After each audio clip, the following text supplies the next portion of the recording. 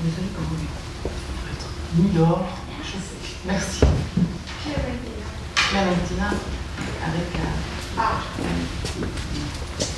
il y a un...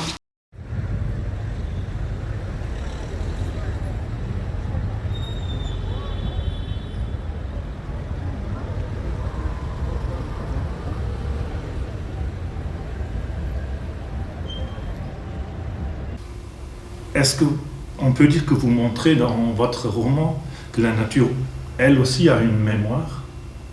Puisque cette pollution-là, c'est comme quelque chose qui se réactive, qui est là, qui est présent et qui accompagne les générations successives. Alors, j'ai pas employé ce terme, mais je vous le prends, il me plaît beaucoup, que la mémoire, que la nature ait une mémoire pour ça. Je parlais du jardin qui était la mémoire de la beauté, mais absolument pour ce gouffre, tout à fait, c'est exactement ça. Et qui finalement, j'avais cette idée par rapport au gouffre au départ, qui était notre rapport à la nature où on va le mettre quelque part, le cacher, nos déchets, ce qu'on ne veut pas voir, comme des enfants, on ne le voit plus, ça n'existe plus. Et je pense que maintenant, maintenant avec ce qui se passe au niveau de l'environnement, évidemment, on n'a plus cette même vision, mais pendant très longtemps, il y avait quand même cette vision que la nature est en mesure d'absorber tout ce qu'on rejette. Et qu'il y a cette idée un peu de nature infinie, comme nos ressources, voilà, c'est infini, on peut utiliser, on peut cacher, ça va se résorber, c'est pas, voilà. Donc à la fois presque un rapport mystique et effrayé aussi, parce que c'est, voilà, ce gouffre, il fait peur, on le déteste, on l'aime pas, et en même temps, il avale tout ce qu'on veut pas. Donc c'était, par ce gouffre, c'était vraiment cette idée de montrer, voilà, ce rapport un peu contrarié qu'on peut avoir avec la nature, où on veut la mater, on veut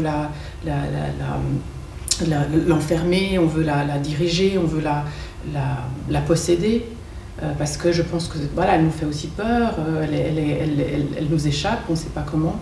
Et c'est vrai que évidemment ce gouffre, au fond de ce gouffre, il y a de l'eau, il y a la rivière. Et voilà, cette rivière qui va évidemment, qui est cette image où elle va aller partout, elle va aller dans la terre et elle va aller toujours plus loin. Et puis il y a beaucoup dans ce livre cette idée de choses qui vont ressurgir de la nature. Donc il y a aussi des plantes qui n'arrêtent pas de repousser.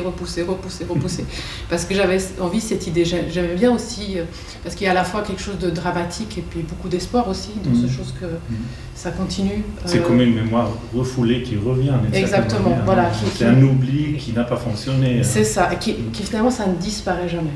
Voilà, ça ne disparaît pas.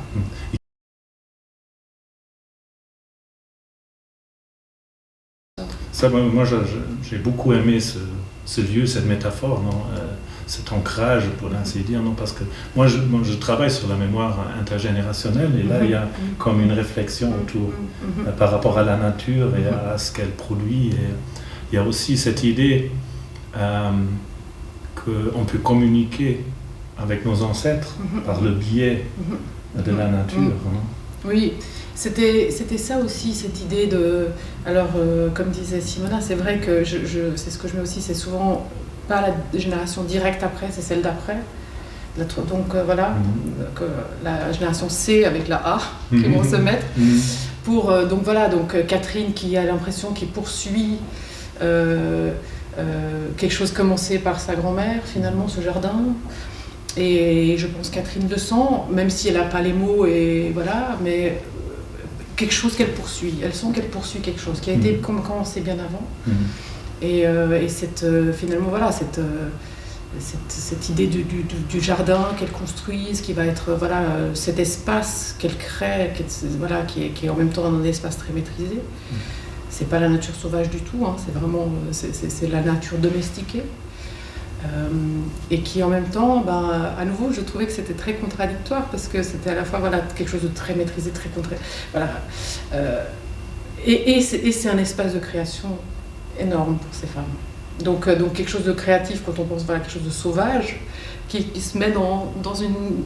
Voilà, c'est elles qui choisissent les plantes, celle-là, c'est de la mauvaise herbe, celle-là, c'est pas de... Voilà. Donc on coupe, on